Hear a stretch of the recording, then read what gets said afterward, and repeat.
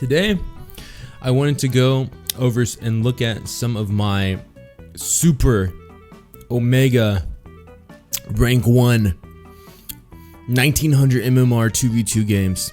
How about you? But to most importantly, how about me? So let's go. Come on.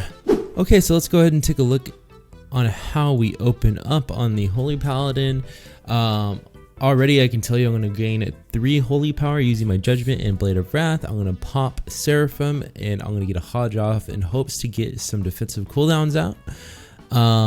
And right here I put the slow on him, get my 3 holy power. Seraphim, I have my damage trinket up. He walls, so I'm not going to pop wings because I'm not going to try to wings into his wall or anything like that.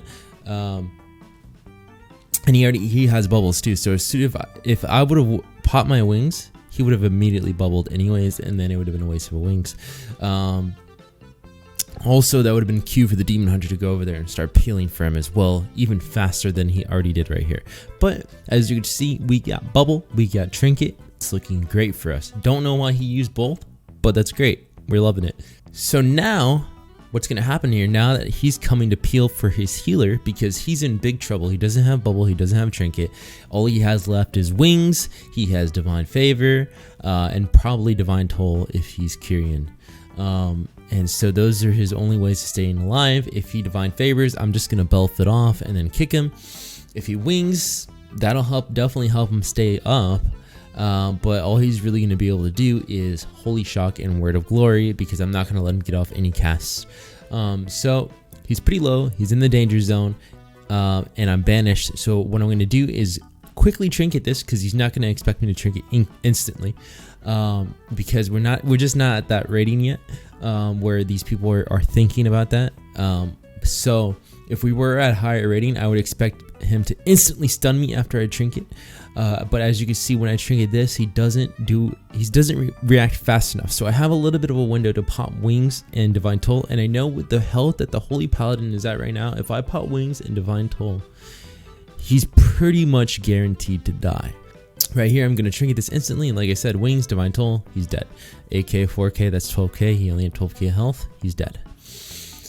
And yeah, so right there, we had actually pretty good positioning because my healer was up top.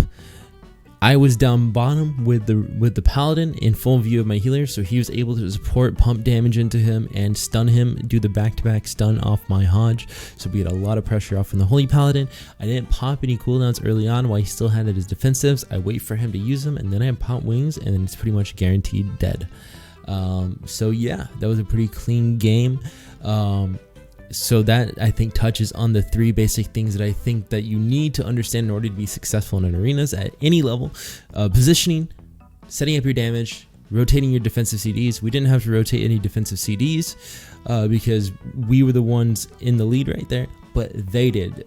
He didn't rotate his defensive CDs well. He used trinket and bubble at the same time. He would have been better off either just trinketing and popping wings and then holy shocking and word of glorying, or trying to pop divine favor and getting off a holy light with wings up. He would have been much better off doing many other things, or just straight up bubbling, not wasting trinket. But instead, he chose to use both, didn't rotate his cooldowns properly, and he paid for it. So let's go ahead and move on to the next game. Okay, so in this one, we have an Elemental Shaman, Balanced Druid. Their damage is really scary, and they have a pretty good CC and really good survivability with the off heals of both the classes. Here I am telling a really bad joke. Why is Michael Jackson bad at chess? Cause he's dead. I'm so dumb. So right here, my main target is going to be the Elemental Shaman, because if I go Boomkin, he's just going to be able to sit bear form. He has Bark Skin, he has Frenzy Regeneration, he can kite the hell out of me, and I'm a wheelchair, so my main target is going to be the Elemental Shaman. But in the opener, I know he's going to try to root beam my healer, so I'm going to try to stay and play kind of passive at the beginning, just chip away at him with my range abilities and wait to try to freedom him from the root beam. I don't want to get caught out in the open or anything like that, and I don't want to just liberally use my freedom on myself, because if he gets caught in a root beam, well, then that's signal for them to start bursting. So I'm just going to go ahead and just kind of waddle around right here while Frost shocked rather, and then I'm going to go ahead and just chip away at him and then immediately root beam him when I notice the Boomy comes out of stealth. Kind of hit the Boomy right here so I can build up my holy power, get my 3 holy power Seraphim. And behind the boxes right here, if you noticed a little bit earlier, you could see the Shaman casting Stormkeeper, and he drops the Sky Fury totem as well. Now that's a big sign that he's going to start bursting, right? And so now that I'm disarmed, my main thing is to just try to survive, because they're going to start bursting. So I hodge him on his Stormkeeper, get his trinket. I'm stunned right here. I trinket his lightning lasso, and I'm just basically lining right here, just trying to live through the burst.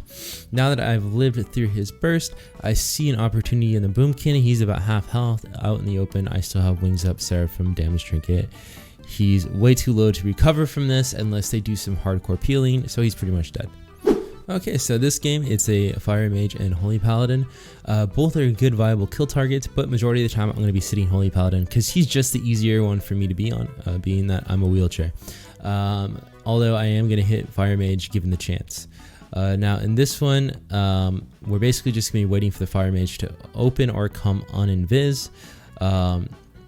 So I'm just kind of sitting here. I want to go on the Holy Paladin right here and start getting some pressure. Now see what I'm doing right here? Do not do what I'm doing right here. I'm on a complete opposite side of the big pillar from my healer. That's so dumb. Don't do that, because I could get DB ringed over here and he could set up some big damage on me, and I'm forced to trinket or bubble or whatever, and my healer's on the other side of the map, or they could do that to my healer as well and I can't help them. Which in a moment you see that they do that to my healer right here, and I put myself in a position to where I can't help them. Now right here I see the mage DB my healer, so I'm like, okay, I'm just thinking that, oh okay, they're just gonna spam CC my healer and they think they're gonna go me. Really dumb thing on my part, because although they do want to go me, you see the Holy Paladin, they're both targeting me, right? Actually, no, that's the Holy Paladin on both the focus and target. Well, okay, so they're targeting me, right? So they do want to go me, and you see kind of like the mage trying to make his way over to me right here, and they realize that I'm just going to go over here and sit and play passive and wait out the CCs. So he starts Ring of Frosty, my healer, and I run over here thinking that, okay, I'm just going to wait out the damage, and he decides to start pumping damage into my healer. This is why I'm saying you don't want to be too far away from your partners, because he very well could have died there if we were playing a better team. And if the Holy Paladin was helping with damage and whatnot, because he dropped down to about 9%, 8%. I believe he gets as low as 8%. And I'm not in a position to help him. Like, if I was closer, I could have sacked him or something like that. I could have thrown heals for him, but I just wasn't in range to help him. And that was really poor positioning on my part, and he could have very well died, and that could have been GG. Right there's sack, but that's kind of my way of just going, look, I know I fucked up, okay, forgive me, look, I'm healthy, here's sack. Kind of too little too late, but we're fine, he's stabilized. And now I'm getting spam polyed, which is great. I'm DR'd. I'm going to pop Seraphim here and start pumping damage into the Holy Paladin. And we get some cooldowns here, I believe. We get bubble, and I'm already DR'd polyed. He actually, I believe that master spell, it gets his bubble and the poly off of me. So now I'm fully DR'd polyed, right? And this is my cue to start bursting into the Holy Paladin, because he doesn't have bubble, his wall is ending, they can't poly me. It's pretty much GG if I pop wings at this point. So it's my cue to pop wings. I'm gonna pop wings, Divine Toll, and then Templar's Verdict, and he's dead. Okay guys, I hope you learned a little bit from that video. I hope you learned a little bit about positioning, a little bit about what bad positioning looks like. and why it's bad positioning. I know I definitely learned that I need to work on my positioning, especially in that Holy Paladin Fire Mage game. My priest should have definitely been dead, and I hope you learned a little bit about how to rotate your cooldowns, when to set up your damage, how to set it up, blah blah blah. But yeah, let me know if you guys want me to do more videos like this in the future. That way we can learn and get better together. And yeah, if you want to see more content like this, I stream nearly every single day at twitch.tv/maverick2c. So go there, follow me there. If you want to see more, also go ahead and hit that subscribe button so you can see more videos like this later. Peace.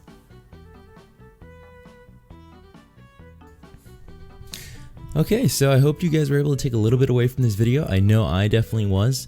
It made me realize that one thing I need to work on is my positioning a little bit, especially in that Fire Mage Holy Paladin game.